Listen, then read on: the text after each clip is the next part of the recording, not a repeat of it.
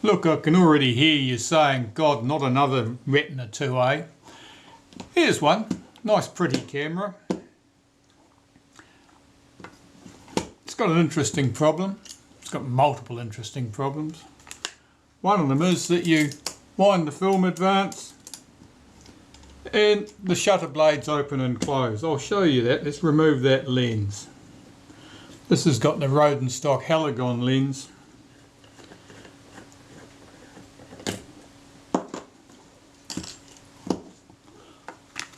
Watch closely.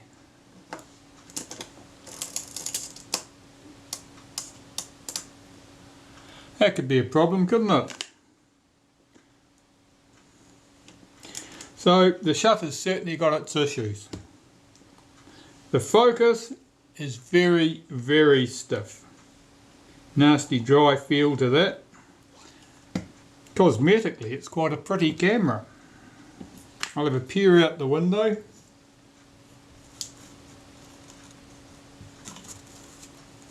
The rangefinder is relatively accurate, but it is very, very cloudy. So, I think this one will have a few issues that'll need to be sorted out. Probably the most pressing case will be for the shutter. That's a bit of a nuisance, that. And it certainly doesn't do anything useful at all. I'll remove the shutter from the body and we'll see if we can find out what's going on there.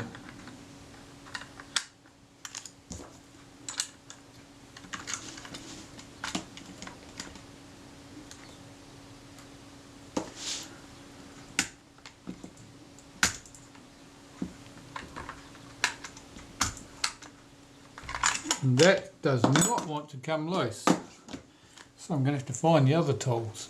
Generally with the IIa I prefer to use this, the Belgian tool, but it is not getting a good grip on that. Its retaining ring is really, really well stuck. So I'll see if I can shift it with this tool instead.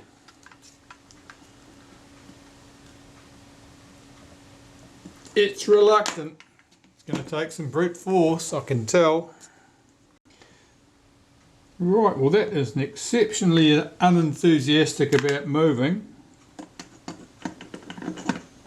The rear lens group is going to be difficult to remove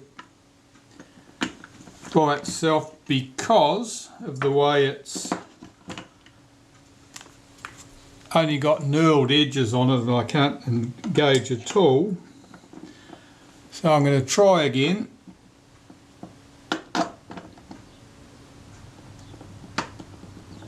Yeah, it's come loose.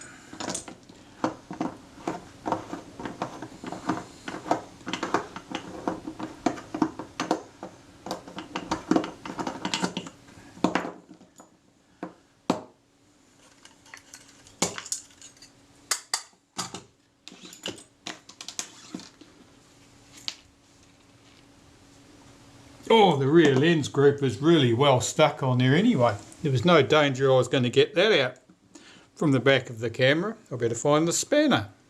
Now I have this spanner that I made recently and I'm pretty sure it'll fit this lens. Yeah, it does. That's just made from some 3mm aluminium. I had a strip of the stuff lying around and I needed a tool to do this job. That was exceptionally hard to remove. I've got no idea why this should be. I'm looking at my retaining ring now. See if there's anything odd about this. It wasn't stuck on with paint, but it was obviously quite sticky. I think that oils and grease have just dried up over time and probably it can go like a lacquer, and I suspect that's what happened in that case. At least I know the front group unscrews because I've had that out just before. I can pop that to one side and I can have a look at this shutter if I can find the right tool for the job. I can't, but here, this pair of tweezers will do probably. See if I can rotate that lock screw. Yes. And take the cover off.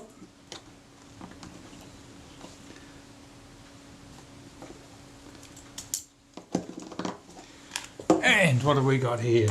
So this is the speed setting cam ring. Let's just zoom in a bit.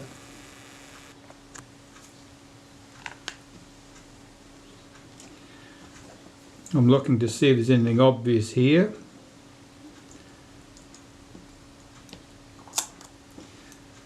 The speed train here, that was stuck. I noticed that the pin here looks a bit brown. Now brown, that's the colour of rust. That means there's a bit of corrosion there. Yeah, definitely. So there's probably some corrosion in this shutter. I can see corrosion here.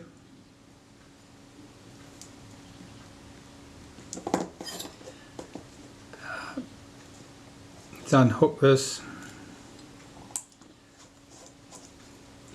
Remove this. This is the main lever, as it's referred to. Let's remove our shutter release lever. And let's have a little look at the shutter itself. I'll look at the rust here on that screw head. This lever operates the blade actuating ring. Now the screw head's very rusty, which is a sign that this camera has been subjected to moisture at some stage. Even though it's a very pretty example, at some time in its life it's been wet. Alright, so we got that problem. The blade actuating ring certainly moves. It's not as smooth as it should be, but I've seen worse. I can see rust here on this screw head, rust on that adjustment pin. There's a hint of rust on that spring there.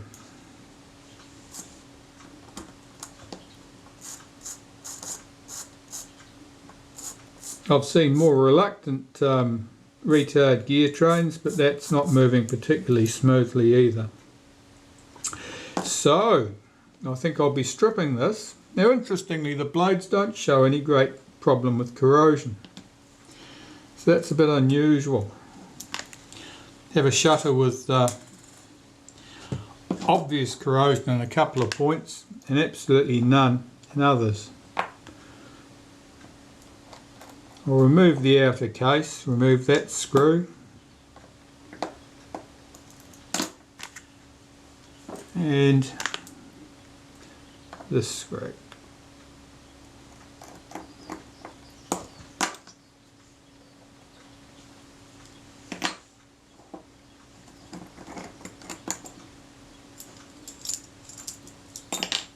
Need to loosen off this tiny screw here to disconnect the flash wire, the flash sync wire. Just back that screw up, lift that wire loose, pop those pieces to one side. Here's just the detents for the aperture settings, and that's stiff but it's smooth. Again, no obvious sign of corrosion there. From the top of the shutter,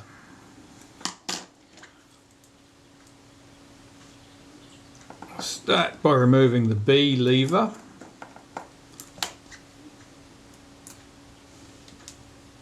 And its return spring. I'll unhook the spring from the flash sync mechanism here. Remove the screw from the flash sync setting lever here. And the lever just popped away into the distance and had to be found. That screw head was certainly rusty. This screw head is not particularly rusty, that looks fine. Let's have a look under here. I can see already there's rust under there. Yeah, look at that. Can you see that? There's rust here, rust here. I hardly know what to make of that, the odd way that the rust appears in this shutter. And I expect I'll find similar stray patches of rust in the camera itself when I get to that stage. Let's remove the flash connection. The flash contact here, that's brass of course, but it's got a slightly tarnished look to it. Remove the retaining screw, remove the spring for our high speed, the 500th of a second speed. That spring, I don't think that's alright. There's just a hint that there's some corrosion there.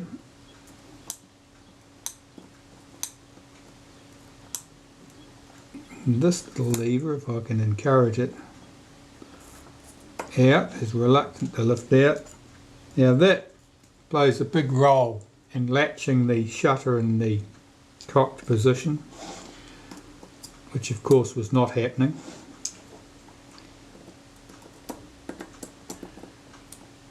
So does this piece here, and this is very stiff. Now this piece here was probably our key problem, feeling how reluctant that is to move. I almost never have to do anything with this lever. In this case we're going to have to replace that and its screw, because that would certainly stop the shutter from remaining in the cocked position. Now the flash sink, I'll remove that tiny screw, and there's a little tiny plastic insulating slug that sits in there, or should sit in there, and I'm not really seeing it, which suggests that the flash sink wasn't working properly. It probably shorted straight out. There's a little insulator missing there. See if that flash contact will pop out without a fight. It is moving. I'll just slacken. Oh, the 3 screws holding the case together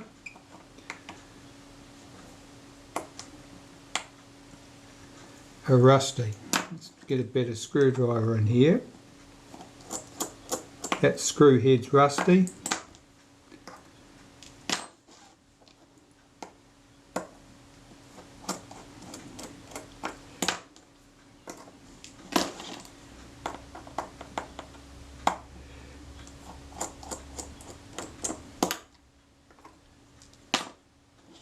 And split this case. No, not yet, doesn't want to go. Let's see if I can push that flash contact out. Now I've got the screws out from the case. Everything is quite well stuck, suggesting that corrosion is an issue. Here, I'll just loosen that case up, that's better, it's loose. It's sticking on that flash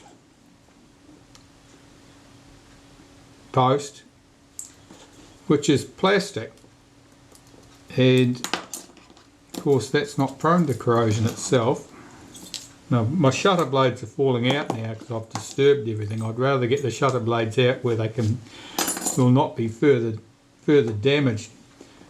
That flash contact doesn't want to lift out of the case there. That plastic insulator may be present. Let's have a look.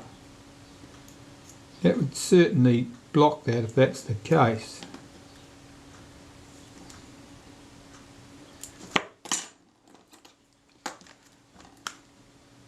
Let's just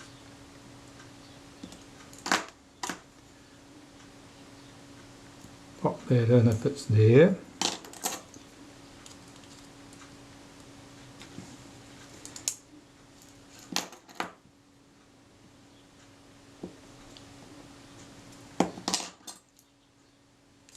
Alright, Is it present or not? Yeah, there's something there.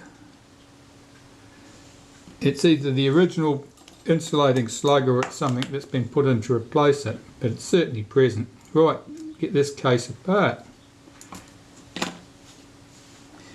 What can I see? Well, here, this surface here is very dull. That's corrosion. Corrosion through here, corrosion through here, corrosion on the back of this plate. Those studs, of course, are plated steel. They're corroded. The case and the diaphragm, they look okay.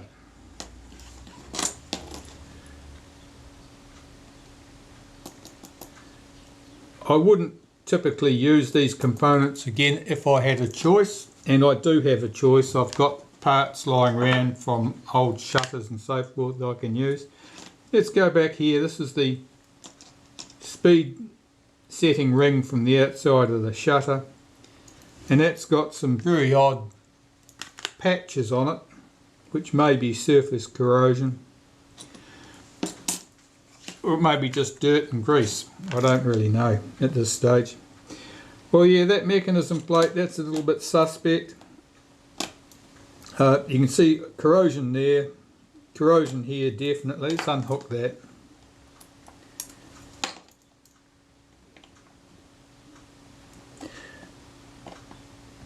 Yeah, that screw doesn't want to come out. See if I've got another screwdriver a bit sharper than that. Now that should do the job. Oh, it did come loose. Rust. Rusted in. There's rust here too.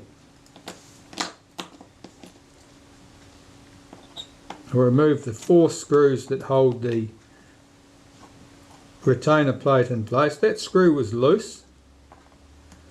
That screw was loose.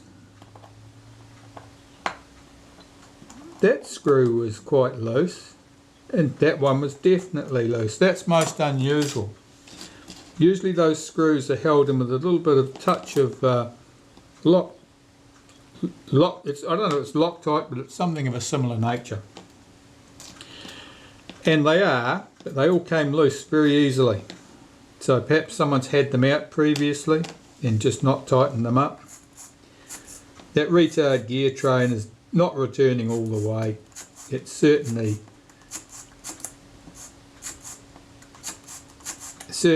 not good. I would think that I'm going to have to be finding another shutter to use for parts for this one. The case here looks fine. The chrome ring at the front with the nameplate and stuff, that looks in lovely condition too. The outer case, no problem with that. Starts here, and all those components from the front of the shutter are suspect, I think. I'll have to go and consult my parts pile, I think. Well, I'll start stripping down the diaphragm on the back of this shutter because this part looks good and I expect to be able to reuse this in its entirety. So first I'll just remove the 2 screws from the setting lever for the diaphragm.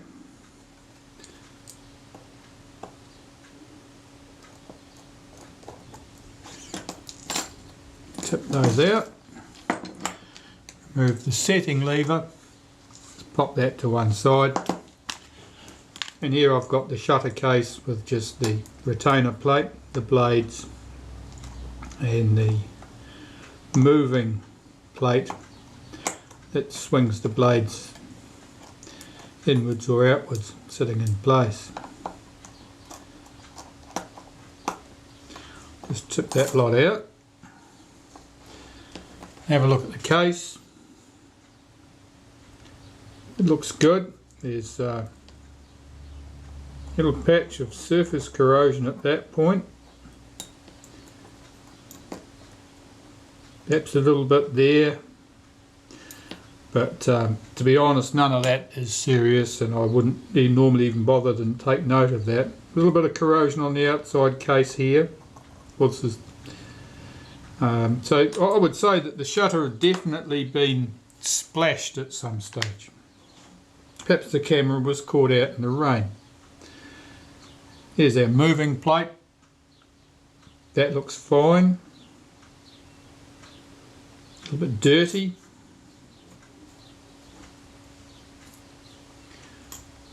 The retainer plate, or the fixed plate, that appears quite good too.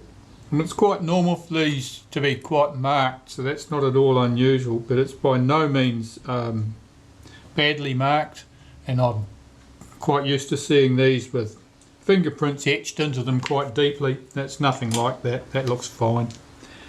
And the blades, let's have a quick look at the blades. Well, they're not oily, they're not all sticking together. Nothing there shows any corrosion that I can really notice. I would say that there will be no problem cleaning and reassembling the diaphragm. So I'll do that. Put that stuff aside and I'll do that.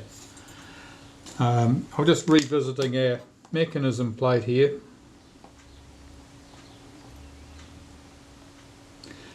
There's certainly rust around here where the screw head was. The speed train here has got rust on that pin. There's probably rust on the pinions of the gears that I'm not seeing. So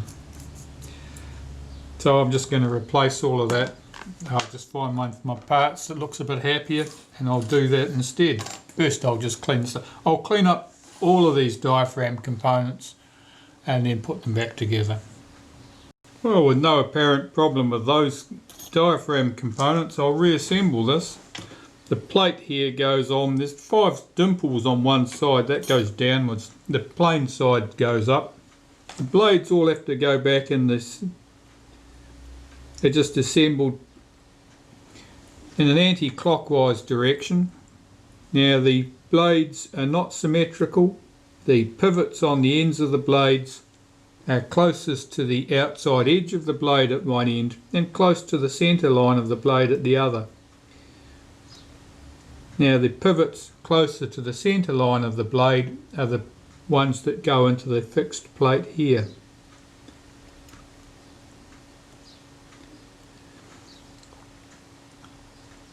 These blades appear to be in quite good condition. They're not greatly distorted. When they get distorted, they're very hard to reassemble because the pivots keep popping out of place as you're trying to add more blades. So these blades show no problem of corrosion.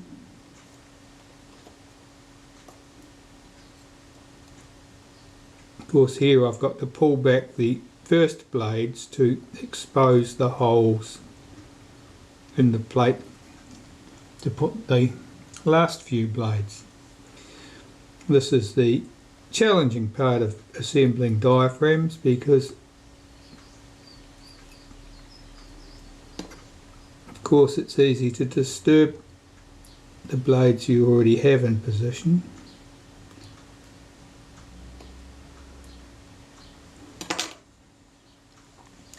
And I typically use a wooden toothpick to help me manipulate these blades. You've got to be very gentle at moving them back out of the way, otherwise you will end up having to start the job all over again, which is not unusual. And if you can get the diaphragm assembled on a second or third attempt, that's good enough.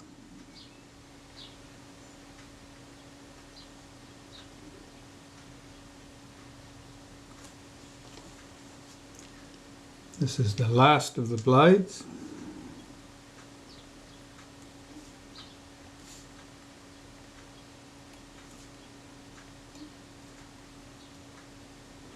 One of them looks like it might not be quite in the right position there. We'll come back and deal with that. But lift these blades back over the top and swing them in so that they're aligned against my assembly jig.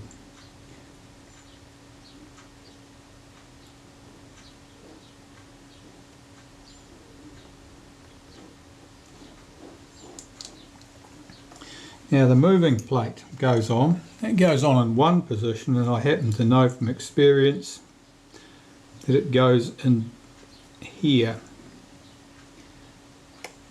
And I'll get that settled on those pivots, and you can see there are two fixture holes here and here on the plate, on the fixed plate, close together.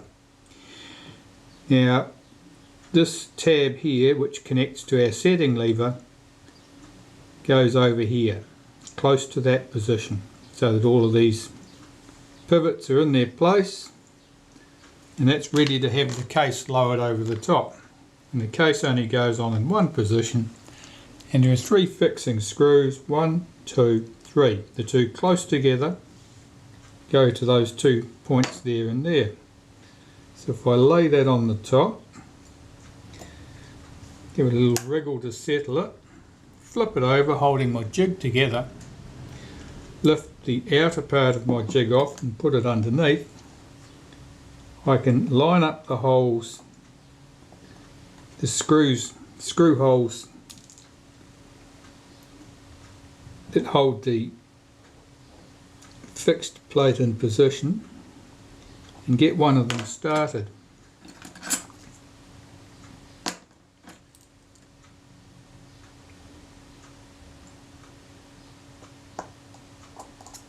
Now run the screws down, but I don't tighten them up.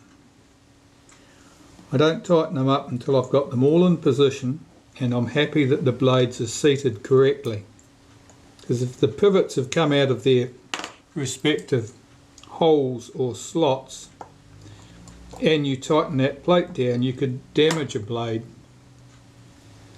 So you need to make sure that everything's seated before anything gets screwed home. One of these screws is a countersunk head screw. It's easy to tell which position it fits in. Now I lift my jig off and I'm looking here to make sure that my pivots are all seated in their respective holes in the fixed plate, and they are.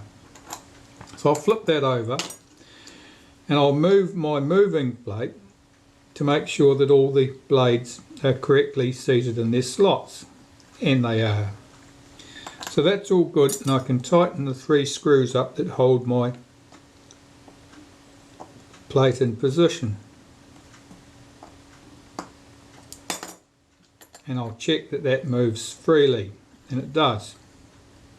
So that's all good, and all that I need to do to add to that is put the setting lever in place. And I'm just going to wipe some molybdenum paste on that inside face of the setting lever where it runs against the case, and on the inside here too. This goes on here. I know that the lever is opposite the cutouts on the case because it's at the bottom of the shutter.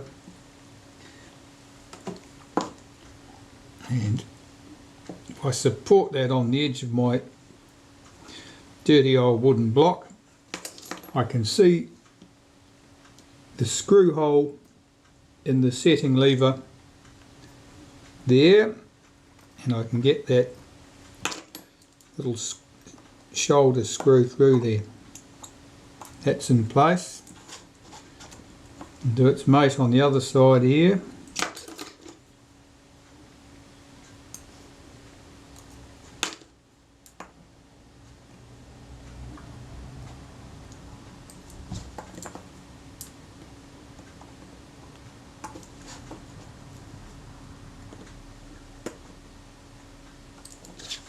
That's my setting lever in position, and I'm just checking that that moves freely and smoothly, and it does. So that's fine. That part of the shutter's good, and that part definitely can be reused. Now I've got to go and find a replacement for the mechanism plate. I know some people might think that my spare parts is a lot like the spare parts department of a large service organisation, but in practice spare parts come down to this sort of thing. It's more like a wrecker's yard than anything else.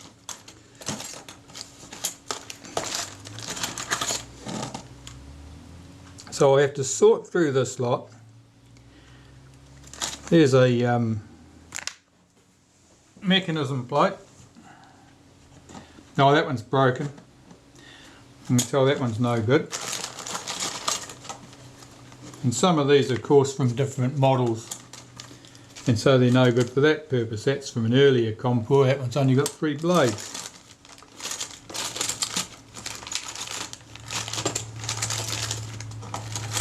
This isn't the only pile of pieces I've got, but it's certainly one that I would consider looking at. This one, what's that like?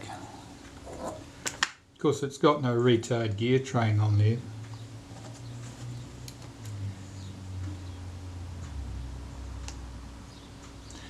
No, that's not the same.